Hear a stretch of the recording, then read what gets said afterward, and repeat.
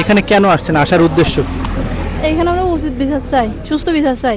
Chairman আমাদের পিছনে, chairman আমাদের অনেক অনেক অত্যাচার করে। কি ধরনের অত্যাচার? মানুষ দিয়ে ঘর মধ্যে আমি নামতে বলে, যদি আমরা না নামি তো আমি ঘর দর ভাঙা ছিল, আমি ঠ্যাং টুং ভাঙবে তাই বলে। খুলনার ডুমুরিয়া উপজেলার আটলিয়া ইউনিয়ন পরিষদের চেয়ারম্যান শেখ হেলাল উদ্দিনের বিরুদ্ধে বিভিন্ন অভিযোগ এনে মানববন্ধন করেছেন এলাকাবাসী।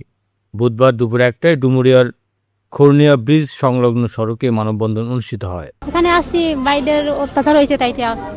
জি, বাইরের উপর অনেক অত্যাচার হচ্ছে তাইতে আসছি। কাদের উপর? এই ইসমাইল ভাই তাদের উপর অত্যাচার হচ্ছে। মানববন্ধনে অংশগ্রহণকারীরা চেয়ারম্যানের বিরুদ্ধে ক্ষমতার অপব্যবহার, হয়রানি এবং বিভিন্ন অনিয়মের অভিযোগ তুলে বক্তব্য দেন। এ সময় হজরত আলীর গাজী নামে এক ব্যক্তি অভিযোগ করে বলেন, চেয়ারম্যান তার বালু ব্যবসায় অংশ দাবি করেন এবং কিছুদিন আগে তার ভাইকে আটকে রেখে 2 লাখ টাকা চাঁদা দাবি করেন। পরে সেনাবাহিনী ক্যাম্পে অভিযোগ করে তার ভাইকে ছেড়ে দেওয়া হয় বলে তিনি দাবি করেন। হজরত আলী গাজী আরও বলেন, এসব ঘটনার প্রতিবাদ করে তার বিরুদ্ধে মিথ্যা প্রচারণা চালানো হচ্ছে। আমরা এই জায়গায় আইছি এই জন্য যে হযরত ভাইদের আবাসন প্রকল্পে আমরা অনেকগুলো মানুষ থাকি, আমাদের সাথে কোনো তারা অমানবিক আচরণ করে না, কিন্তু অন্য মানুষে আমাদের বলতেছে কি যে উগ্র বিরুদ্ধে মিথ্যা সাক্ষী দাও, কিন্তু আমরা তো তাকে।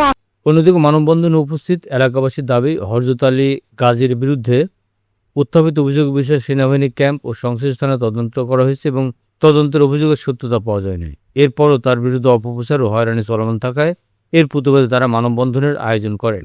কর্মসূচিতে স্থানীয় জনপ্রতিনিধি, ইউনিয়ন পরিষদ সদস্য, বিভিন্ন সামাজিক সংগঠনের প্রতিনিধি এবং এলাকার গণ্যমান্য ব্যক্তিরা উপস্থিত ছিলেন।